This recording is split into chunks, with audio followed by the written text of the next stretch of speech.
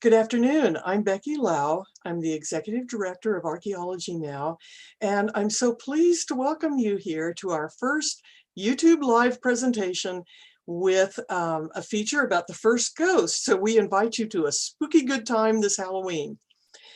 The mission of Archaeology Now is to tell our stories across time and around the world, and that's why we're especially pleased to be telling Mesopotamian ghost stories today. We invite you to subscribe so that you will be one of the first people to know about more events that are coming like this that we have planned for the future. We're also extremely proud to welcome Dr. Finkel to our broadcast today. He's an esteemed Assyriologist from the British Museum and has worked some special hocus pocus of his own to be here on your devices today so that we all can gather. In addition, we're also proud to collaborate with the Iraqi American community here in Houston, and they have a special welcome for you at this moment.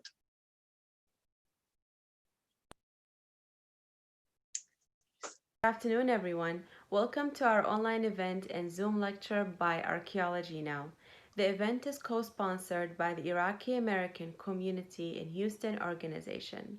We'll be learning all about the first ghost stories in ancient Mesopotamia. They'll be presented by Dr. Irving Finkel, who is the assistant keeper of the ancient Mesopotamian script in the British Museum. We will have plenty of time for questions towards the end of the event, and I hope you have a wonderful time.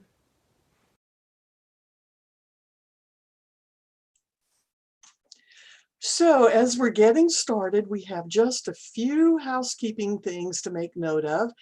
This event is being recorded so that you will be able to view it in the future across YouTube. And everyone is muted, so that means that if you have questions, please drop them in the chat box so that we can address your questions at the end of the presentation. Please remember to keep it friendly and fun. And I'd like to introduce Jenna Lee Ziegler, who is the person who's going to be queuing up your questions so that they're ready for Dr. Finkel, who will be answering them after the presentation. So I think we're ready to start, and without any further ado, here's Dr. Finkel.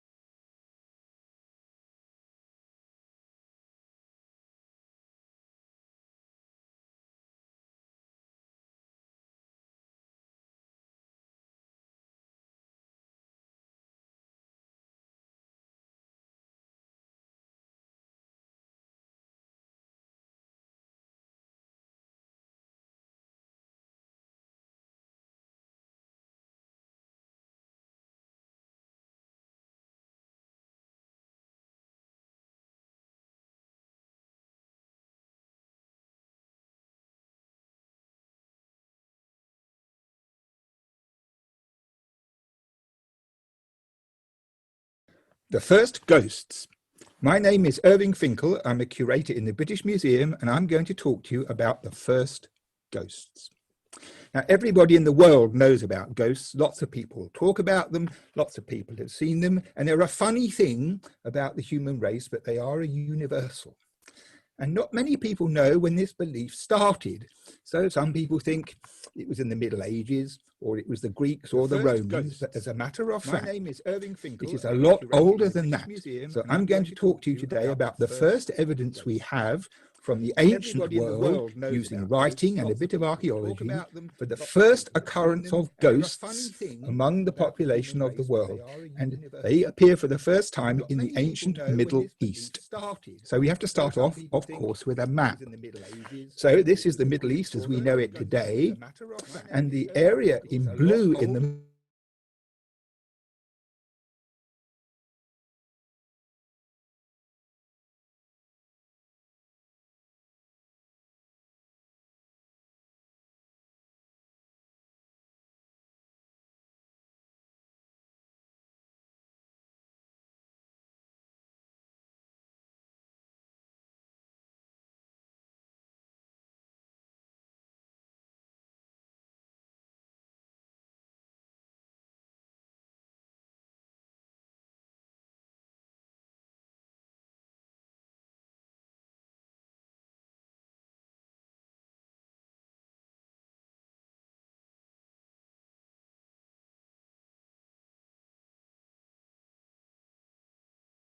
spell out the words.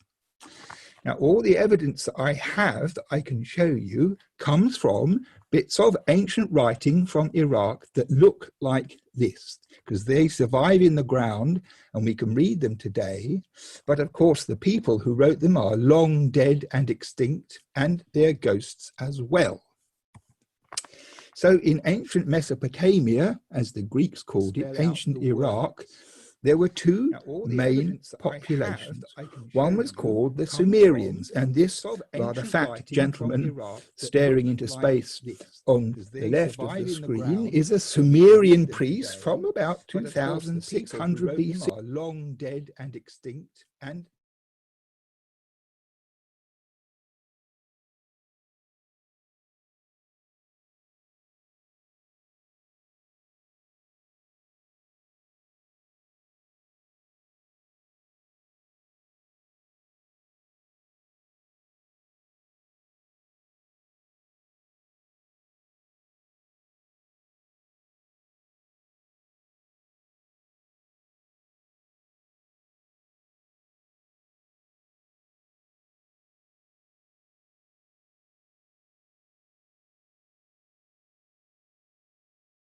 a very long time ago. And he spoke Sumerian. And next to him, the tall man with long hair and a beard writing a clay tablet like the one in the last picture is an Assyrian from the 7th century BC, so a long time afterwards, and he spoke Assyrian. So when you have a clay tablet like the one I showed you, the writing is the same, and sometimes it's in Sumerian and sometimes it's in Assyrian, and you have to read the languages to know. So I'm going to start you off with this lecture while you're all still awake and haven't gone to sleep with two of these cuneiform signs which we write, or which they wrote on pieces of clay, and what they look like. So the first thing is, the most important principle is this, that these ancient peoples, the Sumerians, the Babylonians, the Assyrians, who for 3,000 years lived in ancient Mesopotamia before the Greeks, so to speak, they believed in gods, they believed in demons, and they believed in ghosts. All those three elements were an important part of their lives. So the gods looked after you, and if you were naughty, didn't behave properly, or lazy, sometimes the demons got you, and sometimes ghosts. And demons and ghosts are not the same thing, because demons, horrible though they may be, with talons and fierce expression and smelly, they are nothing to do with the human race. They are a different species. But the ghosts, of course, are what's left when a normal human being dies and is buried in the ground. They believe, like many people afterwards, that when a person was buried, some special part of them came out of them and survived. Their essence, their inner part survived. So if you were a magician or a healer in ancient Babylonia, ancient Assyria, you needed to be very clear in your mind of the difference between a ghost, which is a human person dead, and a demon. So you see these fat cuneiform signs.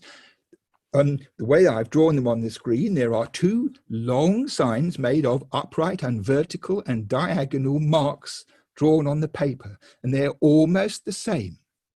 And when you look carefully, you will see that what they have in common is two signs written inside a big one. And I've written in the middle Ish and Tar. So when the scribe wrote the sign for ghost or the sign for demon on a clay tablet, he wrote the framework and then he put Ish and Tar in the middle. So that means that this is a complicated thing of which part is Ishtar. Well, Ishtar means goddess. So the Babylonians thought that both ghosts and demons had a component which was like that of a goddess, something you don't see, something of power in common with a goddess. And then inside these two signs, before you decide that cuneiform is too complicated to understand, inside those two, you have a fraction. On the left, a third, and on the right, 2/3. So this means that a ghost is 1/3 goddess and 2/3 something else. And a demon is 2/3 like a goddess and 1/3 something else. So when you look at them down the microscope, if you're an ancient magician who is a specialist, you know there is a big difference between them, ghosts and demons. So I'm going to show you a couple of demons so you know what to look out for, and then we will look at the ghosts as well. Wrong way, sorry, excuse me. So these two figures are made by ancient magicians in Mesopotamia, an Assyrian magician whose job was to keep demons out of the house. They knew what the demons were like. They were very fierce. So a good technique was you made a little model out of bronze, casting it with liquid metal into a mold. And when it was hard, you took off the mold and out came this little figure, and you could bury it under the threshold, and you can see perhaps that this figure once had an axe or something in his hand, and this figure, which looked like a demon, was on our side and would banish the real demons, so that the demons would recognize this figure as one of them and do as they were told. And on the right you have this horrible lion type figure peeping over the top and staring. This is another one of these figures from the murky world of demons. Sorry. So this, on the left you have a stone amulet.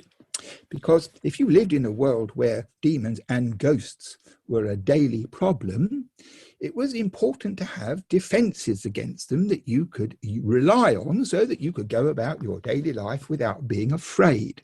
Now, in ancient times, like in many parts of the world even today, when a woman was very pregnant and about to have a child, this was a risky time because they didn't know about sterile materials and about cleanliness and hygiene in the way we do today. And many women suffered badly in childbirth and many of them died.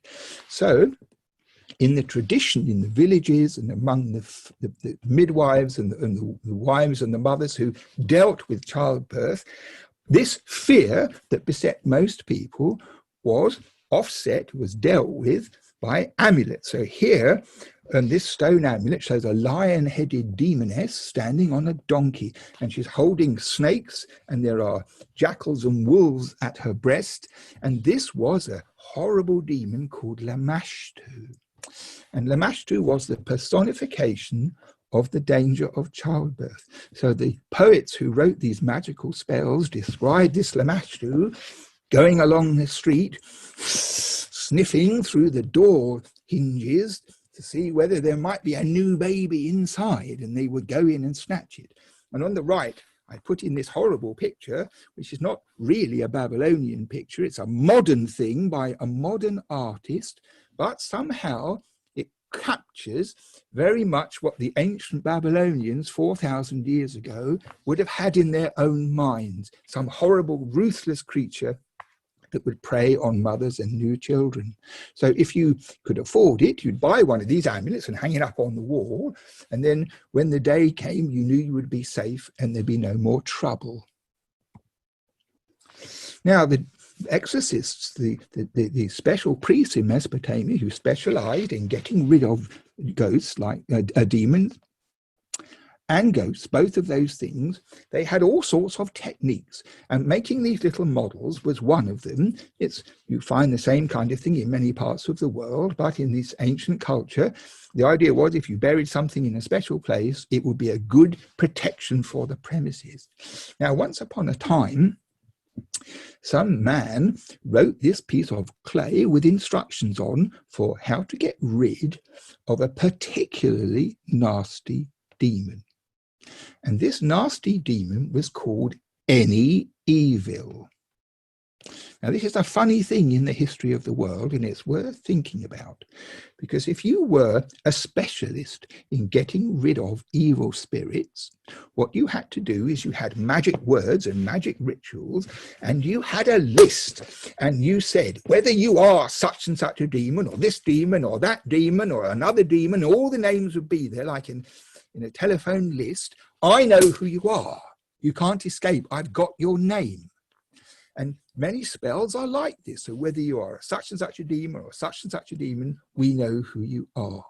And sometimes the clever scribe, at the end of the list, which might be 15 or 20 names, sometimes finished off by saying, or any other demon, because they didn't want one of them to escape if the demon's name happened not to be mentioned. So if you have a catch-all, any other demon, then whatever happens, you've got the one you're after.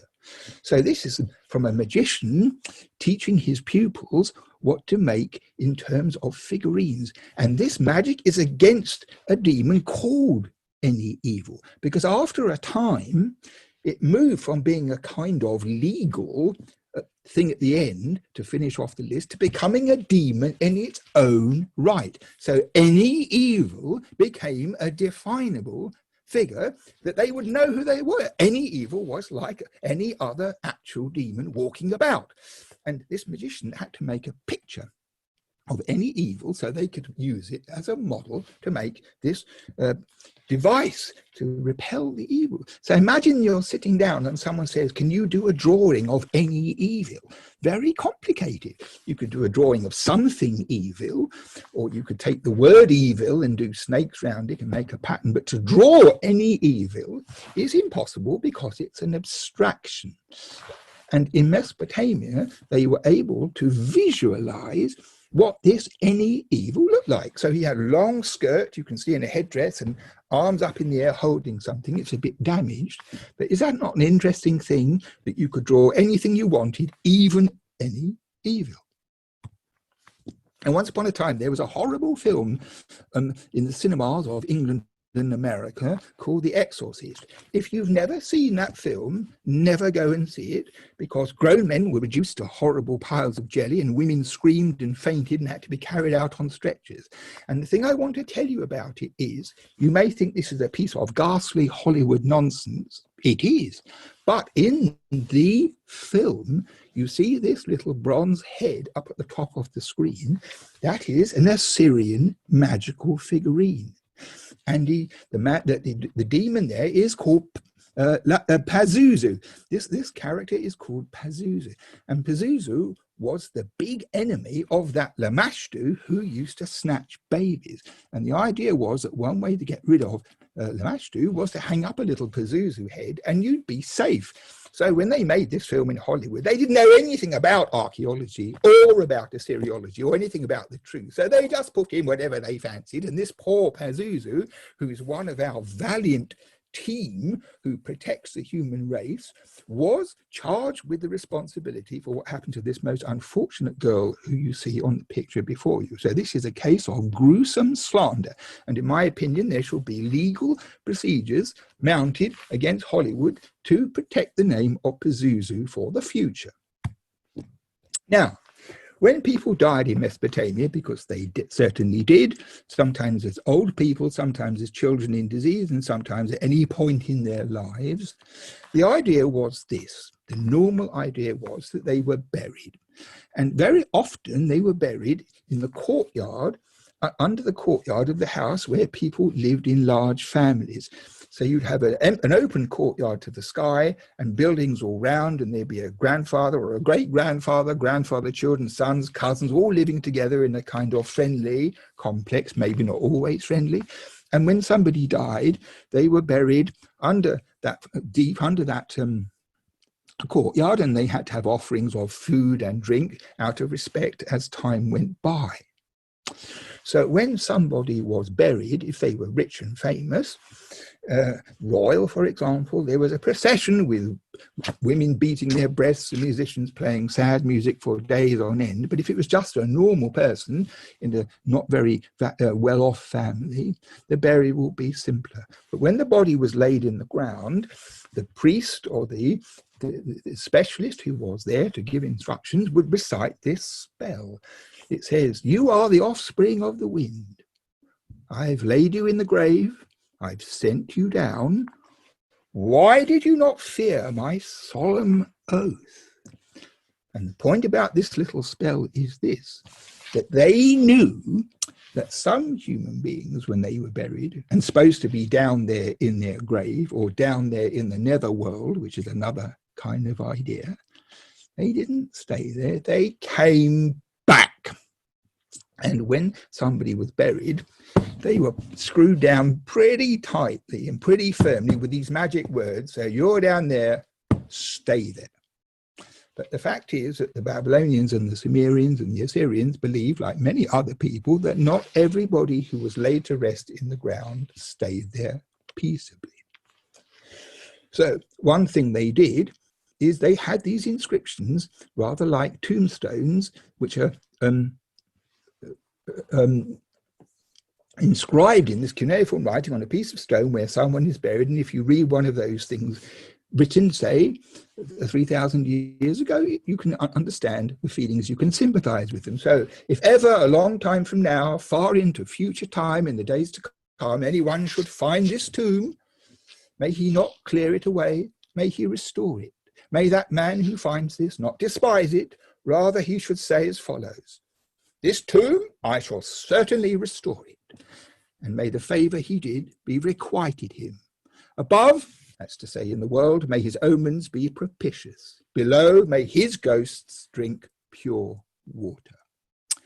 So they also had this desire to mark where someone rested, make sure that it was looked after in the future, and hope that they stayed down there. They didn't. We know from the writings in cuneiform that quite a lot of different sorts of people didn't stay down there where they were supposed to be. And they had reasons for it. So if somebody died in really gruesome circumstances, they were lost at sea, or they fell down a well, or they died in a battlefield and their body was never recovered, or they were burnt to death in a fire, or many other sorts of disasters which could beset somebody, they had this sort of idea that a ghost of a person who was supposed to be down there was troubled and anxious, and they had some problem unresolved, that when they died, they didn't get what they needed, things weren't sealed off, or there was some injustice that was never settled, or some treasure that was never found, or any number of reasons. So when they're supposed to be quiet, quiescent, and silent, they get restless, and they come back, and they appear in people's houses. So we have lots of examples of people in their daily lives seeing ghosts. They are very often ghosts of the family, dead members of the family, which makes sense, of course. But on the other hand, not always. Sometimes they were ghosts that they couldn't recognize. Sometimes they were ghosts from other places. But generally speaking, they were somebody you knew. So what we have is this very interesting point of view, because there are lots of inscriptions which show two important things. One is that if you saw a ghost in your kitchen, in ancient Babylonia. The thing it's most like in the modern world is if you are in your own kitchen, in your house, and you are chopping vegetables, and a mouse runs across the floor over your toe. So if this happens, even in the best houses, you have mice. If this happens, you jump like this, you start. And then you think, damn. And then you think, I'm going to have to do something about this. I'm going to have to put something down. I'm going to have to get a trap.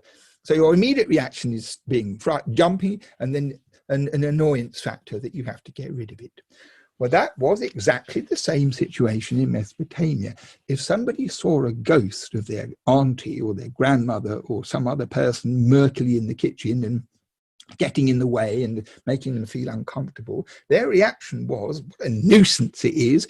And eventually, if this ghost wouldn't go away, they would take steps.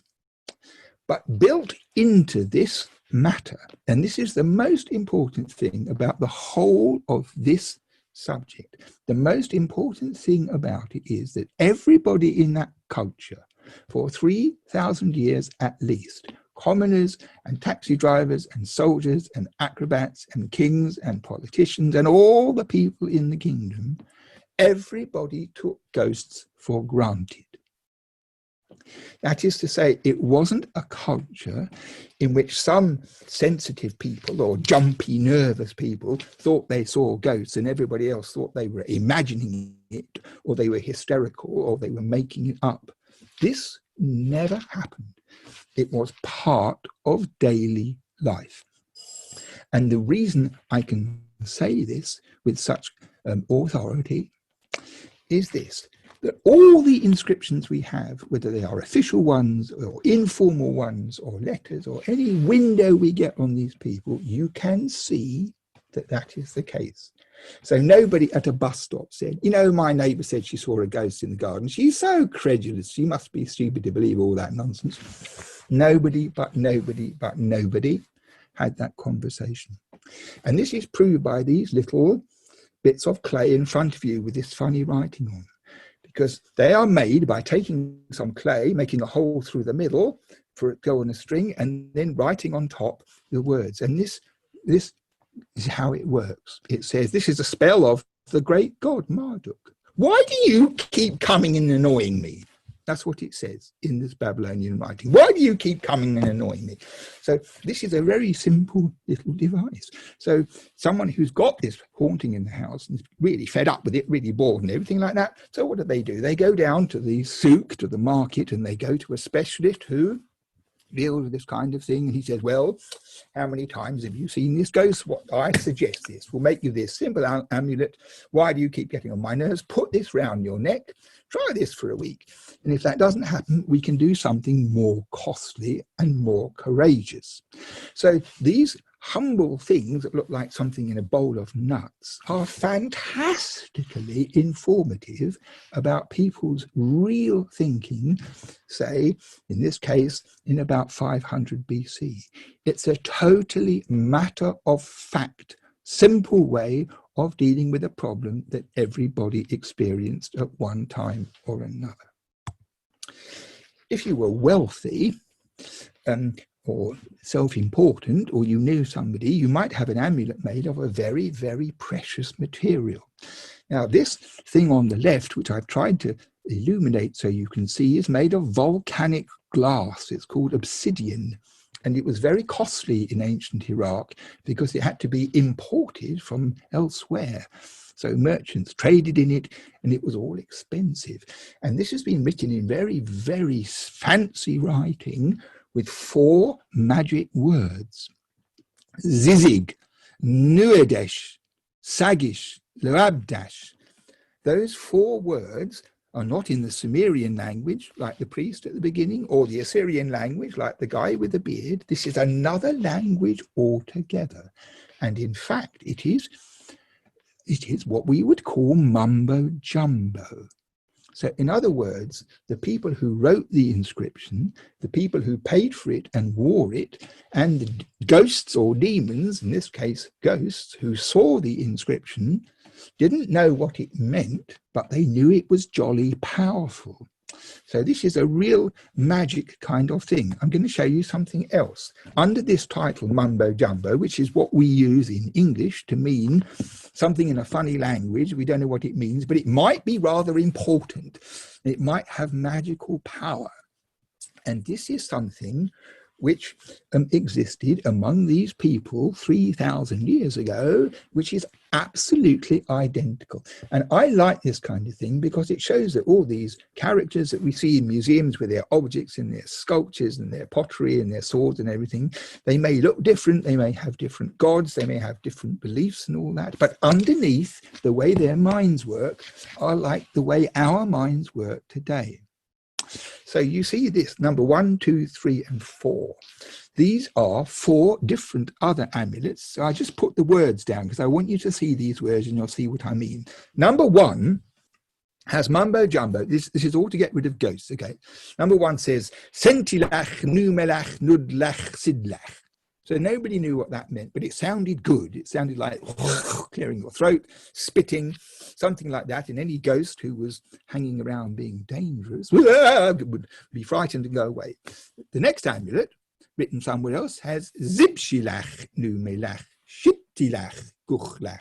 So similar, some bits the same, some not. The third one has Zibshilach, Numelach, but Chatilach and Guchlach. And the last one has Zinzilach, Zichilach, Chuchlach, Chuchtila. So all those words, there was nobody in ancient Mesopotamia who knew what they meant. And what you can see here is not only the mumbo jumbo thing, which is something familiar, but also the Chinese whispers thing, because some priest knew these magic words they got from some foreign person, or they'd learned them and they knew they were powerful against ghosts and he knew it by heart. And then when it came to his students or his disciples, he would teach them. Perhaps they couldn't quite hear properly. Maybe he had no teeth. So they wrote down the best they heard, and then the next person wrote down the best. So as you go through time, it changes like Chinese whispers. But when you put them all together, you can see that they have a common source. And the common source is mumbo jumbo. But there's more. Because in America, I think it's in Yale University, they have a cuneiform tablet, a small little thing like the size of a box of matches with writing in Sumerian on it, and it tells us this, that an Elamite dog warden called Zimzilach, who lived in the city of Drahem in southern Iraq, was issued a dead horse or donkey on day 4, month 7 in 2042 BC. So that might strike you as a rather unimportant piece of information. Who cares, you might say. This was in 2042 BC, but what do we learn? We learn that on the staff of the temple, there was a man in charge of the dogs who was an Elamite. Now, Elam is the ancient name for Iran, modern Iran. And there's a kind of hunting mastiff, which to this day is found in Iran and not in Iraq, which was a very ferocious guard dog, never let go with its jaws, could run like the wind, very, very dangerous. And the people in charge of the temple complexes in Iraq, they wanted dogs like this, so they imported them over the border from ancient Iran. But the only people who could look after these dogs safely were their Elamite handlers. So they had to come with. So they brought the dogs and their handlers, and they were on the payroll. This already is quite interesting in 2042 BC, but the most interesting thing is that this Elamite from Iran was called Zimzilach. So Zimzilach is an Elamite name and a real person. So when we have this Zibshilach, Zimzilach and all this stuff in the mumbo jumbo amulets, what does that tell us? It tells us this, that one of these records, sometimes they were big records with all the monthly things on, covering the Elamite dog wardens, that there must have been an old tablet with a list of these guys' names and their rations from about 2400 BC. not only Zimzilach, but his colleagues. And then much later on, when people were digging a trench or excavating a road or something on one of the sites, they came down on an earlier time and some inscriptions from, say, 1,000 years older, and they read off these names, Zimzilach and the other people. They have no idea what it was. How bizarre is that? What does that mean? And before long, those names passed into the special case of mumbo-jumbo words, which for the next millennium, for the next 1,000 years, were carved on amulets and written on tablets by magicians who were very aware of the importance and secrecy of their material. No, they didn't tell everybody about it. And what they really are is like saying Tom, Jerry, Dave, and Stephen, just people's names. And these names have become very powerful magic. So this is the only time that I think it's ever been established where you have a real piece of mumbo jumbo where we know where it came from. So let's imagine we've got a problem. So your exorcist, your professional magician, he had spells, amulets, of course, some plants, special string, recitations, all sorts of stuff they had in their manuals of instructions what to do. So here's one for you to look at. It's called, between the rulings across the tablet, what I put in red is incantation against constantly seen dead persons. So this is for a client who's had one of those little clay jobs, didn't work. Tried it, but the ghost came back, woo, woo, woo, in the kitchen. Okay, so you go back. I need something more serious. So there's a spell. So the exorcist comes, probably at night. There's probably a brazier with some special coals, put some incense on it, and the guy is wearing his, I don't know, cloak, maybe all sorts of other stuff, some kind of crystal in the middle of his chest. And they make the smoke burn. And then the exorcist recites, probably in a very appropriate sort of voice, "Dead persons, why do you keep appearing to me, you whose cities are ruin heaps and are mere bones? I will not go to Cutha, the ghost's assembly point. You are conjured away by Queen Abatu, Queen Eresh Kigal, and Nin Geshtin Anna, the scribe of the gods, whose stylus is of lapis and carnelian." So they believed that ghosts hung around in ruin heaps. They knew they were just bones, and Cutha was the center where the entrance to the underworld was believed to go. So if this ghost is going, "You follow me, you follow," I'm not going to Cutha, whatever you say. And he gets the underworld queens on his side. And Yingeshtin Anna, who's called the scribe of the gods, she keeps a record book. She writes in the names of people when they're dead, when they're supposed to be in the underworld, like being at school. And if they're not there, she knows about it and she will be crossed. So it's a kind of sonorous magical explanation, but on the other hand, it's a bit rather sweet in some ways. It's kind of childish. It's kind of simple because it's direct and not fanciful. And then there's a ritual. So you open up a pit towards the setting sun using a bronze spade. I mean, not a huge spade, a small thing. You cast ditch water and roasted grain flour called shigushu, we don't quite know what that is, into an ox horn. Then you char it over the fire and stir the liquid in. You recite the spell. You cast the liquid into the well and you pass the censer and torch by the afflicted person.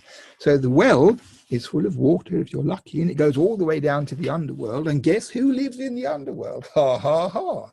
So this is a magic thing which forces these things to go down in the underworld and this time stay there. Now I can show you this. This is something utterly and completely miraculous, because we've already had a drawing of any evil, which is very difficult. But this is the oldest drawing in the whole history of this planet that shows a ghost. It is absolutely a marvelous thing. It's only half a tablet, and it was magic to get rid of a ghost once and for all. So this is the way it worked. It's a bit like the other thing I was talking about when you make a figurine. The figurine on the left, the tall, thin, gangly looking old man, he is the ghost. I think he's probably somebody's grandfather. He was probably a grumpy old nuisance when he was alive, sitting in the corner, disapproving of everybody. Finally, he dies off and they think, at last he's gone away. But no, a few months go by and guess who's in the corner? So they call in a professional exorcist. And this is what is necessary. The conception is that this grandfather is troublesome because he's unhappy. So what you do is you make this figurine of the grandfather, which is drawn here carefully to scale, on the clay. It's been etched in white because it's very hard to see on the tablet itself. But here, an artist friend of mine called Chris Cobb did a marvelous job so that you can see it clearly. So here's this ghost in about 800 BC. And you can see he's walking forward and his hands are tied together with some kind of rope. Then you make this second figure on the right, which is a rather buxom, rather impressive figure of a woman. She has a close-fitting cap, a long dress, belted dress, and with shoes, and she's striding forward. And although things are broken, you can see, I am sure, that originally she held one end of the rope and the old man's hands were tied at the other. And this is the plan, that she's going to be his lover. So you make these two figures, you put them in a boat, you put them in a hole in the ground, rather like the other, at a certain time of day, and you bury them with little vessels, little pots, little things that they will need, comb for her and a brush and so forth. You bury them in this special place and cover them over. And the idea was that this guardian angel, this rather dishy woman, would then take grandfather off to the underworld, making sure he doesn't escape with the rope, and then they would live happily ever after together and never come back at all. Sometimes there was a kind of marriage bureau where they made a figurine like this, you can see, of a dolly, which is rather complicated. It's a long instruction about how you do this. And then the ghost is put into bed with this figurine in the house, and they are supposed to consummate their marriage and go off afterwards in the same way. Now, the reason I'm showing you this picture is something quite remarkable. It's a close-up of a big tablet to do with migraine, because people suffered migraine in antiquity, and their idea was that migraine was caused by a ghost, not a nice ghost in the kitchen who makes you jump, but a mean, nasty, horrible, ugly-looking ghost who was unpleasing in nature, who would obviously have been unpleasing when they were alive and got no better afterwards. And the most dangerous ghosts made people ill. They made them feverish and unhappy, and all sorts of things happened to them. And one of the ideas was that when you were asleep, they went in through your ear when you were defenseless and went inside your brain and drove you mad. So this was a dangerous thing. So this is a very, very high-level ritual, only for the rich, for certain. And here you make a model, but this is a whole different kettle of fish. So if you look at the one, you can see there's a king. He's got a beard, he's got a curved crown on his head, and you can see his two arms are stretched out in front of them.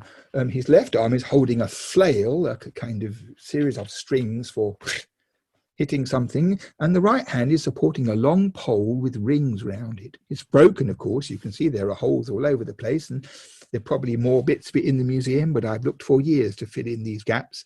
Maybe one day we'll find a bit more. But if you look in the middle of that picture, you can see the back of the throne on which he's seated. So at the bottom fragment, there are the feet of the seat. So the bit where his back and bum and knees and legs, they're all gone. But you can see he was sitting on a throne as a king with these royal things. And down the back of the throne, in this funny cuneiform writing, they tell us his name is Abak Nanaya. So we know who he is. And there is another character drawn with him. So if you look at the other picture, you can perhaps see a figure with bobbed hair over the top with curly cues, and the figure is standing with both its hands stretched out. The middle body is missing, but you can see the two hands outstretched, and it's on a kind of pole. So it's mounted on top of a pole. So it explains in this tablet, it must have been a very, very costly operation, that these things are made and dressed and all the details reproduced. And these two figures are set up together at the head of the bed of some high exalted person who is vulnerable to this kind of attack in the night. So this great king who's possessed of magical power will sit there looking threatening, and the ghosts who might pick on this person decide that's better or not, be safer maybe to go somewhere else. And there's this other thing too, and we know from the text what it is, because the figure was mounted on a pole, and the patient or the nurse who was sitting up with them through the night, it rotated on the pole. So the exorcist would flick one of the arms and it would spin round like that, and it would frighten off the ghosts that might be hovering with an evil plan at their back of their mind. So it's rather like a scarecrow, a modern scarecrow in a field on a miniature scale. This is a funny thing, because this is a picture of King Nabonidus in the 6th century, and you can see here that he's got this pole and a flail in his hand in the same costume as on the tablet. So when the exorcist drew the design of this great powerful king from remote times who'd be in charge of the matter, he modelled it on the king who was the king of the time. It's like seeing somebody on television and using them as a model for a Roman emperor. So the underworld. I just have to show you this. This is the Queen of the Night. It's called the Queen of the Night. I think it is this Ereshkigal, who was the queen mentioned with Abatu and the other one in the previous spell. This is definitely an underworld goddess. She has a crown, a very special horned crown. She's holding these two symbols in her arms. She's winged, and you can see she's got feathered feet, and she has lions attending her, and owls. And this is not only an underworld goddess, I'm quite sure that this really shows us what Ereshkigal looked like. And she was queen in the underworld, like Inanna was queen on the world, and they were sisters. And she lived in the dark, and she supervised everything and kept all the spirits who were down there for ages and ages and ages under control. So this tablet here is called The Descent of Ishtar. And it's a rather interesting, exciting story when you're a student and you have to read it. Because what happens is this goddess Ishtar, who's the goddess of love and sex and all those interesting things, and the most beautiful thing ever created in the history of the world, her lover, Dumuzi, is down there in the underworld, and she has to go down and rescue him. And that's not so easy, because it's described in this inscription that when you go down to the underworld, there are 7 gates. And the Ereshkigal, the queen, who hears that Inanna's coming, Ishtar is coming, and is not very keen, so she takes the gatekeeper aside and says, each time she goes through one of the gates, she has to take off a piece of her clothing. So when she's done this, I've done this wiggly diagram, there's a ziggurat at the top and a notice saying there's the gate to the underworld, and this is only a joke cartoon done by me for fun, but it gives you an idea of this route. And by the time she got down to the 7th gate, she was stark naked.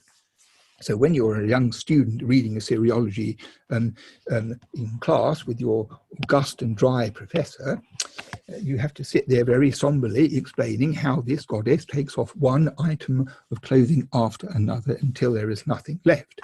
And when you are 18 and studying this for the first time, the vision that this creates in your mind is a lot more vital than the image that might have occurred in the mind of your professor. And it's very important to stick to the subject and read the text carefully in accordance with grammar and not allow your imagination to get out of control.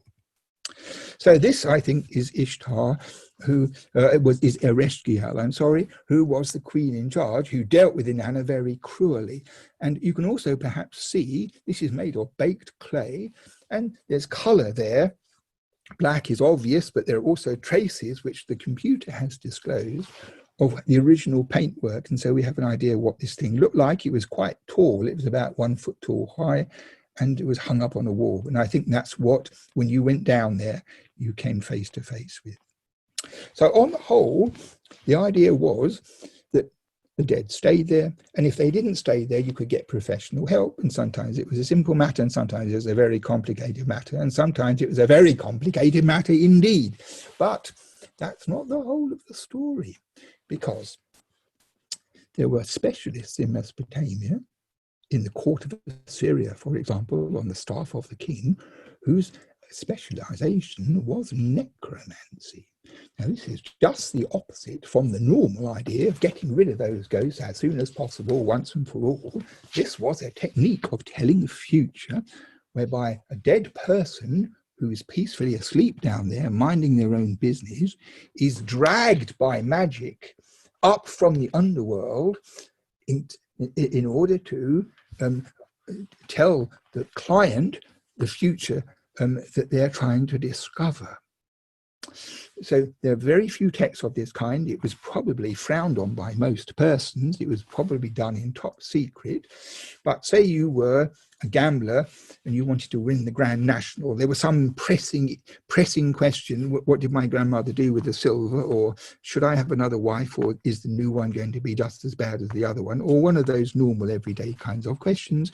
So you had the idea that your ancestor, who probably lived down there in the floor under the courtyard, as I explained, would be in a position, A, to know what was going to happen, and B, would be quite prepared to tell you. And that seems to me asking a rather big lot. Anyway, this is what happened. I'm afraid this picturesque tablet is rather broken, but there's quite a lot of stuff there. And this is what you did. You got the skull of the person. So if there was some kind of crypt under the courtyard where the ranged skeletons of your predecessors were there for grabs, it might be possible to retrieve a skull, because I think the idea was that you had the skull of the person, if possible, to utilize. So the idea was this, that because of the power of the magic spell, which is also a bit mumbo-jumblish, there's some very strange words in it, the sun god, who's in charge of justice, called Shamash, also had a special relationship with these ghosts in the underworld. And it was Shamash who coerces this poor spirit to come up here and be interrogated. And what they do is they take the skull, and there's a funny oily mixture with all sorts of things like lizard bile and you know, kind of stuff that, which is of Macbeth kind of material, odious things all mixed together, and they are rubbed into this skull, and then it says, ghosts, come up from the underworld and answer what I ask you, and give me a truthful answer. And what happens is that the skull that's drawing what the thing looks like. So, sorry, I should have said, this is the clay tablet.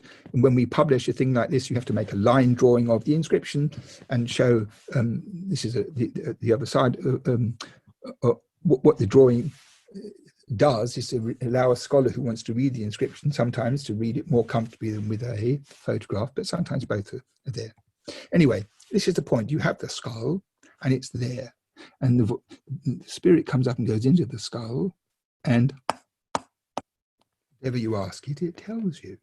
So you can imagine this perhaps in a world where ghosts were believed in entirely, and some pressing matter required under dead of night this activity, again with plenty of mystic stuff going on to create the atmosphere. And there's this skull on the table and everybody's waiting nervously and everything, probably even the exorcist. And if, when this was all going fine, up came the ghosts, and then the voice came out of it, they'd have all jumped out of their skin.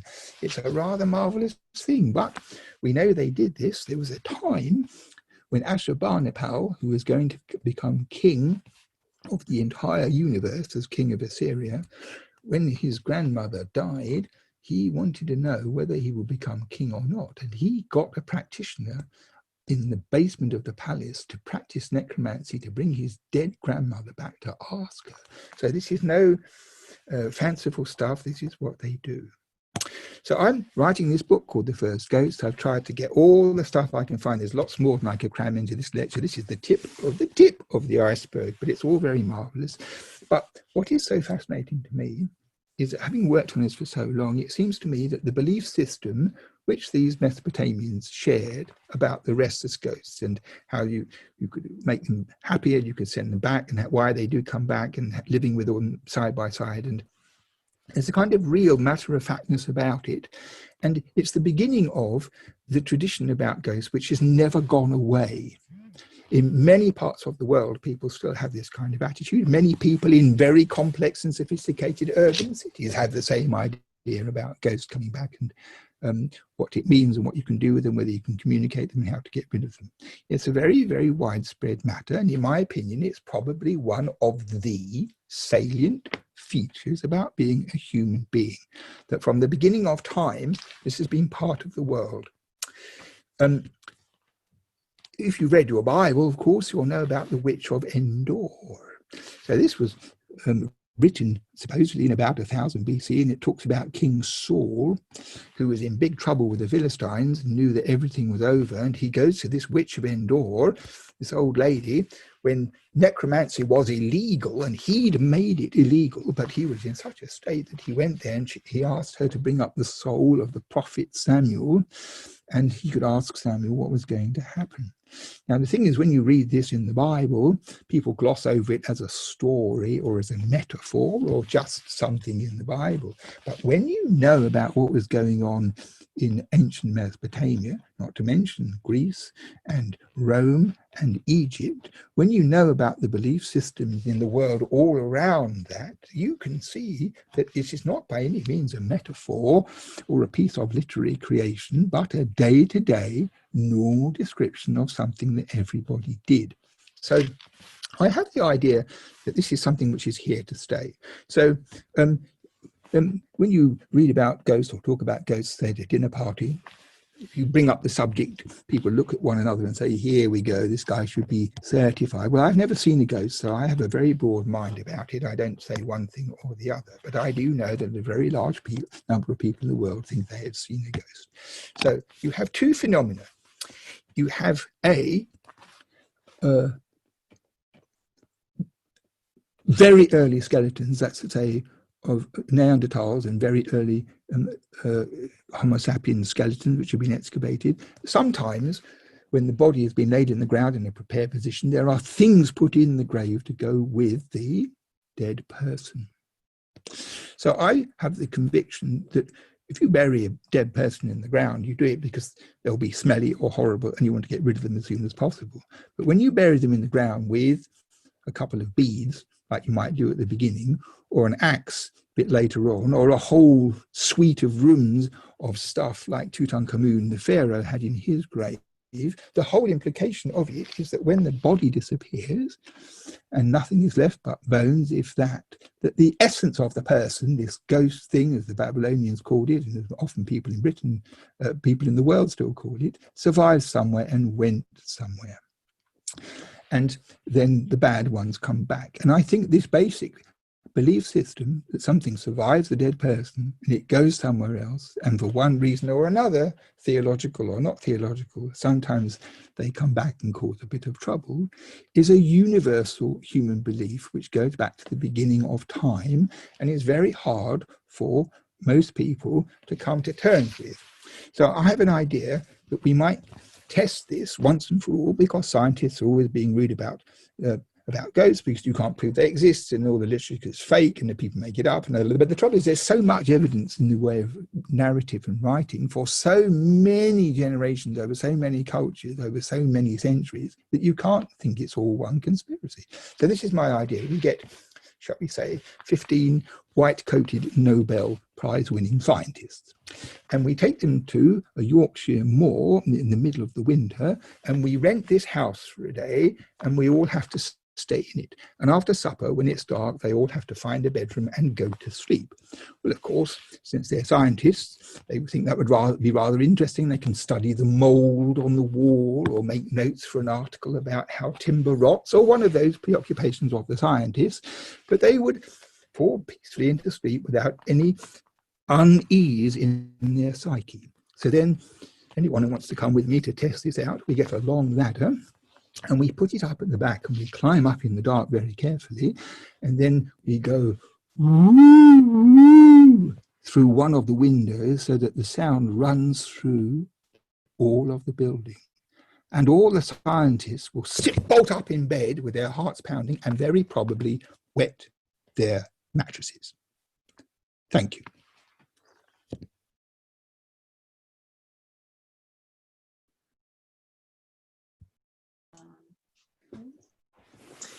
Well, welcome back, everyone, and many thanks to Dr. Finkel.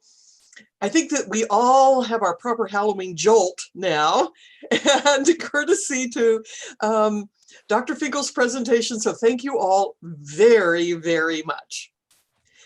And Irving, are you ready to go? We have several questions lined up for you. I'm ready to go. I just have to recover a bit of breath. Whew, yes. How can I help? Do we have some good questions? Yes, we do. Let's see. The first one from Gail is, what grave goods were typically buried with Babylonian / Mesopotamian, Assyrian people? Well, that's a really big question because there's so much variety, because sometimes it's a very simple couple of pots and a tool. Sometimes it's less than that, a few beads, and sometimes it's a whole panoply of domestic stuff, food and vessels and tools and weapons, which they will obviously need in the world to come. So it's extremely hard to generalize about it. And in fact, no one has ever written one book about the burials of Mesopotamia because it's so complicated.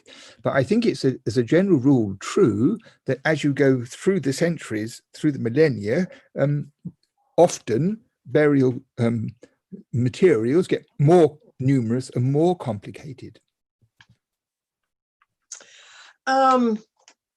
We have a question from Hannah that says, are all ghosts recognized as human, or were there any evidence of troublesome ghosts that were dogs or donkeys or animals, for instance? Well, that's a very lovely question. I never thought of it, but as far as I know, they're all humans. And the people who spent their lives with exorcism and driving these ghosts out, they had plenty enough to do with their time than to start looking for troublesome donkeys and worrisome racehorses. But you never know. It's an interesting point to keep one's eye open for. The dog that haunted Babylon. Yes, exactly. From Stephen, he says that you mentioned in your book, The Ark Before Noah, yes, that there was evidence of reincarnation beliefs in Mesopotamia. right. Can you elaborate on that and what evidence has been discovered?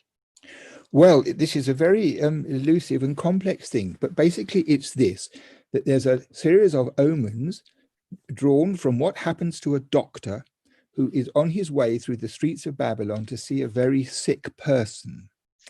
And there was a tradition that under such important circumstances, anything that happened was ominous.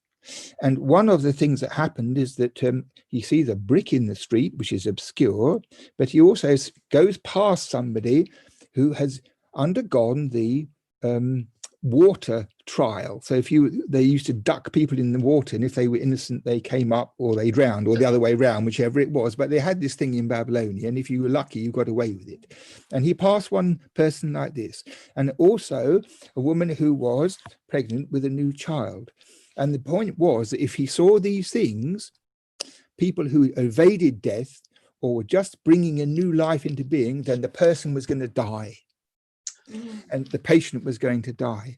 So it implies that there was a sort of balance in the idea of the quantity of life which existed, the resource of life, and that for a new baby to be born, somebody had to die, and the corollary too. So in a way, it's a rather poetic idea. If you imagine that without articulating it in a modern sense, they had an idea that human vitality was a limited resource and it was never wasted.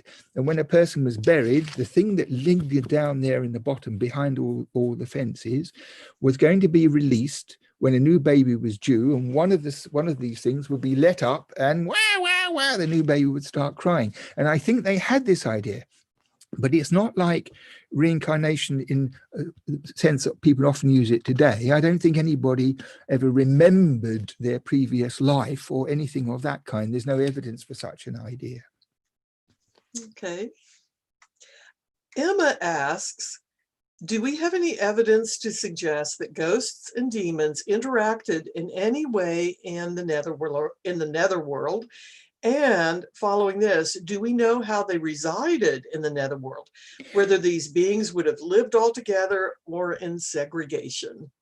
Well, that's a really lovely point. Firstly, there are some descriptions of the underworld. One of the most marvelous is that when you go down there, all the dead kings from before with their crowns are all there together. This is in one of the Sumerian texts. There's In a the kind of underworld. royal enclosure, as you might conceive of it, and they didn't have anything to do with the lower classes. So the kings, from going back into remote times, were in one part of the netherworld. And what happened on the whole was that people, normal people, were just there. It's very difficult to get an idea of the geography or how it worked. But we know that water was at a great premium for them, and their members, their family members, were supposed to make offerings of water, fresh water for them, and those who didn't have them were very badly off. And the ghosts who were there, one gets the impression they hang around like somebody at a railway station when there's been a disaster on the line and everybody's waiting to see what's going to happen, and they just get disgruntled with one another and they just have to wait. It's something like that feeling about it. But ghosts are separate individuals from demons. Always, they are completely separated. And there were certainly demons in the underworld, and they could come and go as they liked. They had free access to above and below. All the demons did. So that was a different matter. Ghosts had to wait their turn, except some of them who were cross and had an axe to cross to bear, so to speak, they knew how to get out. There were kind of these cracks in places that if you knew about it, or some ghost told you that if you wanted to, no one was looking, you could sneak out there and go up and make some trouble. So I think the bulk of the troublesome ghosts are people who were nasty in life or had some grievance. They knew how to get out unobserved. And that's why that spell is so important about keeping the register, whose name is here, who they're supposed to be there, because they were supposed to stay until they were asked for, I think. Don't come unless you're called. That's right. Exactly. Diane asked if there was any similarity between Sumerian and Assyrian languages, how they're related. Completely different. They're completely unrelated in terms of languages. So they're both written with the same writing system. So this cuneiform on clay tablets is used for Sumerian and for Assyrian. And you can't tell when you look at a tablet which is the language. But when you know a bit, you realize, because the Sumerian language and the Assyrian language are as far apart from one another as they could possibly be. Because Sumerian is the oldest language, and it's not related to any modern language. It doesn't have all the obvious things that when you start to learn an Indo-European language or a Slavonic language, there's nothing there familiar. It's very quite strange. And it's a language of a kind that, as I said, must be related to other languages which are long extinct. But the Assyrian language, which existed side by side with Sumerian for a couple of thousand years, is a Semitic tongue, which is, although extinct itself, nobody speaks Assyrian any longer.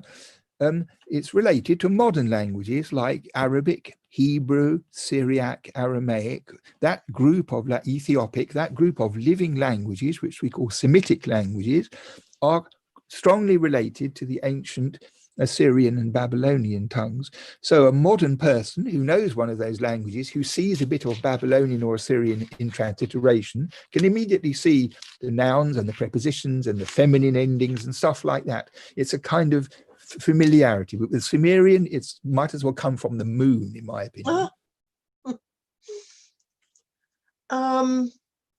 Gail asks if there are vestiges of these stories of demons or ghosts that have persisted into modern folklore. Has there been transmission down, and do you think that there are connections and preservation of some of these? Well, one of the things is that very important names from Mesopotamia, like Gilgamesh, survive after the cuneiform time and even sometimes after the stories, but the name itself appears in other mythology and other narratives because it's so potent. And the same with Inanna. Ishtar also has a kind of lasting life. Now there are demons who almost certainly are an echo of the Mesopotamian ones. One is called Lilith, and Lilith was supposed to be the daughter of the wife of somebody in the Old Testament. Was it Abraham? I can't remember. Lilith was wicked and produced wicked offspring, and the name Lilith has been connected with an Assyrian demon named Lilitu, but they're not the same thing. She has more characteristics, Lilith, of this Lamashtu figure that we talked about before.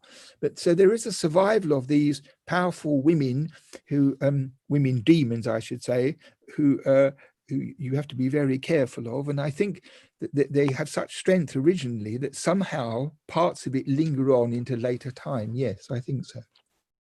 Are they primarily women, or are there any male demons? Oh, there are lots of male demons, but the women evil forces are much more to be feared. They're more clearly articulated. Their qualities are more regularly understood, and obviously there's some reflex of real life behind that judgment. That's all I can say. Hence the witch that still persists.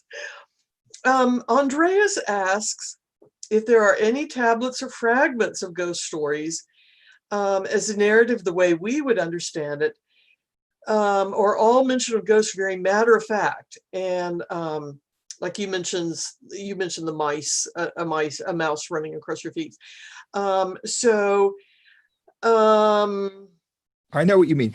We don't have stories in the sense of hauntings and things Okay. like that somebody goes to bed and something happens. There aren't any stories like that we have. I mean, who knows? We don't. But we have a shortage of all that kind of personal narrative in any case. It's one of the things that you don't tend to get in cuneiform.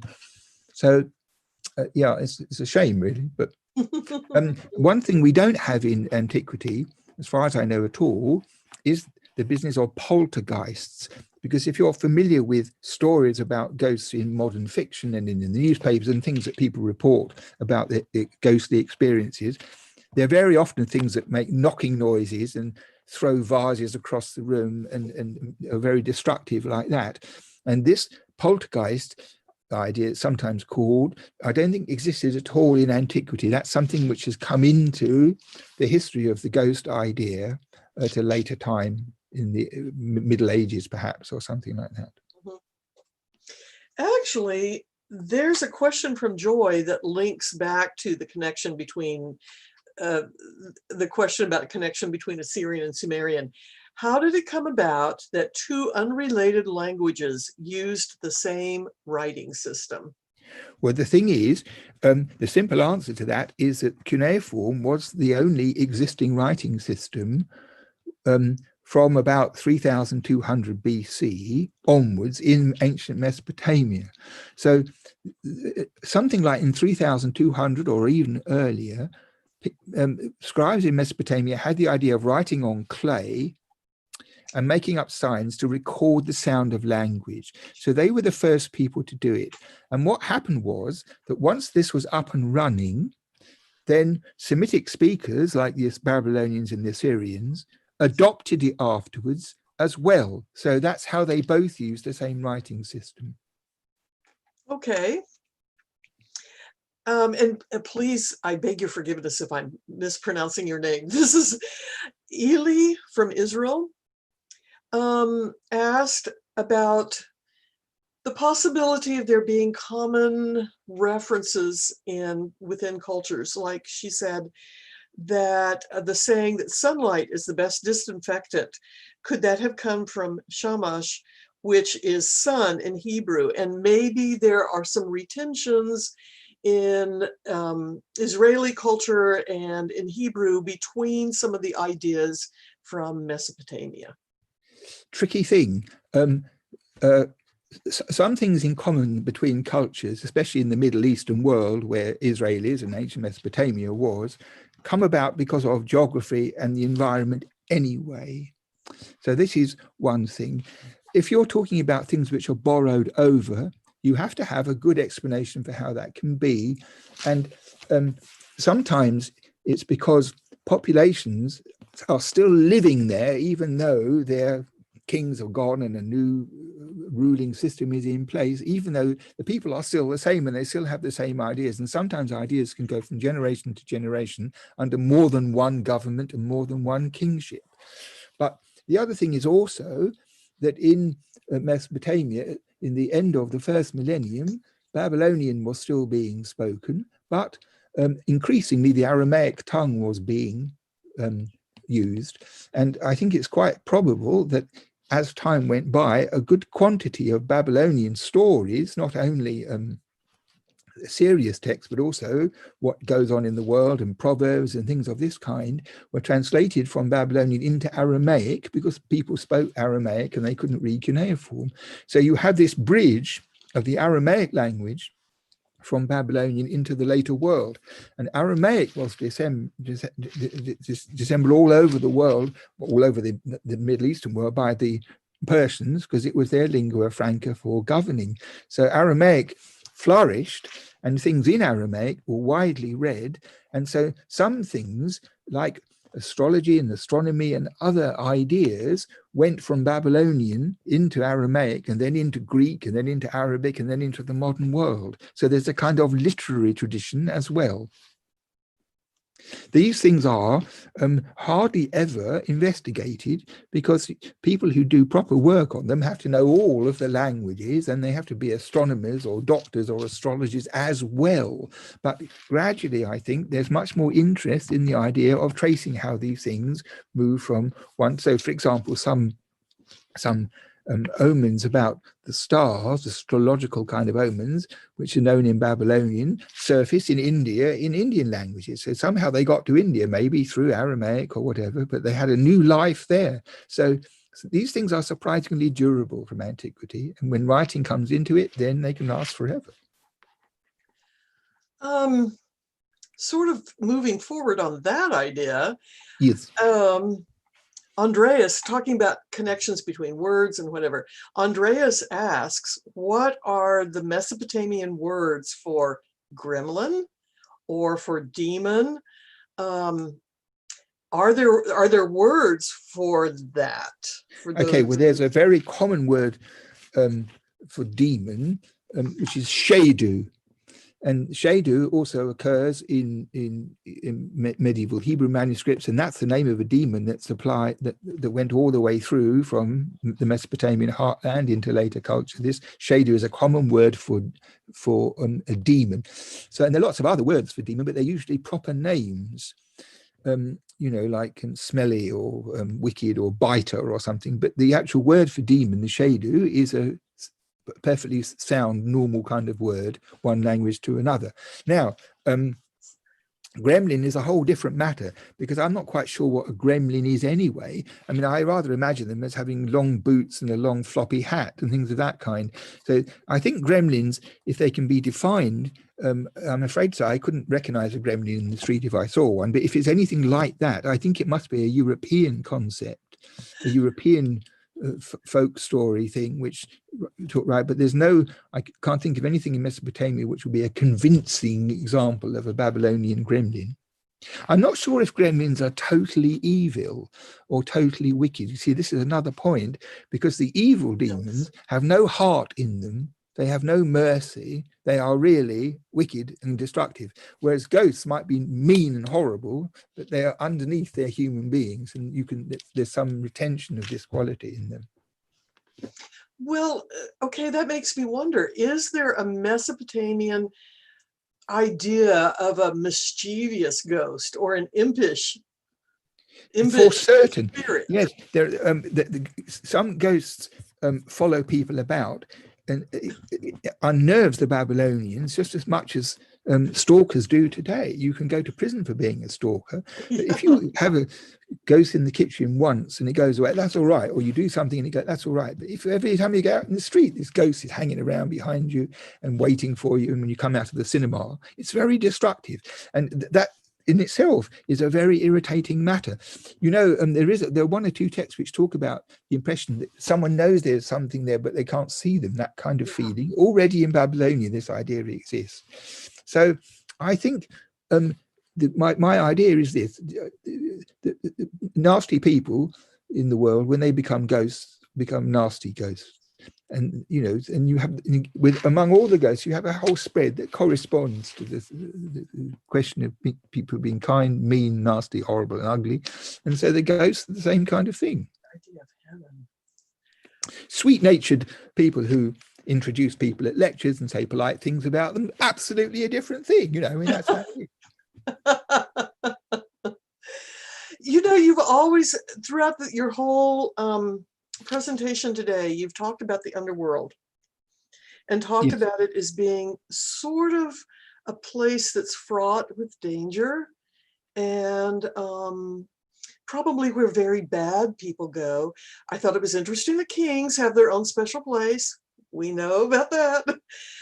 But what about a place where good people go? Is that an underworld? Well, I think the idea was that if you were good, you tended to get better treatment. See, for example, there's a place in the underworld where a whole load of Sumerians from the middle of the 3rd millennium were there. A whole load of them. And we know that they had a ghastly war with heaps of dead as a result of this war between them. And it may be that those people from this city are as a result of that. But you see, the trouble is we don't have any gazetteer. You see, Enkidu, the friend of Gilgamesh, went down into the underworld to have a look round and report back to, and he told him about how the various people who were there were miserable, and how people can't make love anymore, their genitalia gets eaten by worms and all sorts of charming things like that, rather grim. So I think the idea of it is get on with things while you can, while you're up here. And in fact, this in the modern world is a very good rule of life, to make the most of every second on your timetable to the full. But what we don't have is somebody wandering at length describing where things are and who was there. But I'm trying to get together from all the text some kind of picture. So when this famous book is finally finished, there will be some kind of collection of all the references to give a picture of it as best I can do it. By the way, we have to put in a plug here. When will Dr. Finkel is writing a book right now, as we speak, about the first ghost stories. When will this be available? Well, the book will be about, the heart of it is in this lecture, because it's primarily about the ghosts of Mesopotamia. Because in all the histories of ghosts, they're never in there. They never get any attention. So my idea is to plonk them in the historical narrative so that no one can forget them in the future. And there's a bit about other stuff as well. Well, I think it's going to be in by the end of the year. And if it's in by the end of the year, it should be out by sometime in the next year. That's my plan. So my publisher do occasionally send ironic questions like, are we still writing this book? Will any of us see it? And what have you. In fact, my rather uncharitable editor wrote me a letter saying, are you going to finish this book, or do we have to employ a ghostwriter? And I thought that was a rather funny question. So you heard it here first, everyone. The book is coming out soon. Hopefully next year for sure. Next year for sure. Yes. Okay, we have one last question for closing. Right. This is from Helen. Where do ideas about links between spirits and vampires come? Well, vampires, as far as I know, are nothing to do with antiquity. So they are from Europe. They are a European creation. And because of the famous accounts in fiction, everybody in the world knows about them. And then, of course, there were all the films with Bela Lugosi and everything. So vampires have had a huge amount of publicity in that sphere of stuff, but they have no antecedents in venerable antiquity. They, as far as I know, they make no appearance before the year 0, which is more or less when I stop. But I think they are European and much, much later in origin. Because if I wake up tomorrow dead with 2 puncture marks in my neck, then we will know that I've done them a disservice and haven't given them the credit they merit, and they've got their own back. So you'll have to watch what happens. Well, there are many, many messages expressing our deepest thanks for your time spent with us and for your scholarship, and always for your sense of humor and your goodness and kindness. So That's very thank sweet. you Well, so very I had a much. lovely time. I'll come back anytime you fancy. Oh, we'll take you up on that. Thank you for a phenomenal event. You're very dear. All right. And Thank you. Thank you. Thank you. I think More we're and on. properly prepped for Halloween. And huge hugs to you.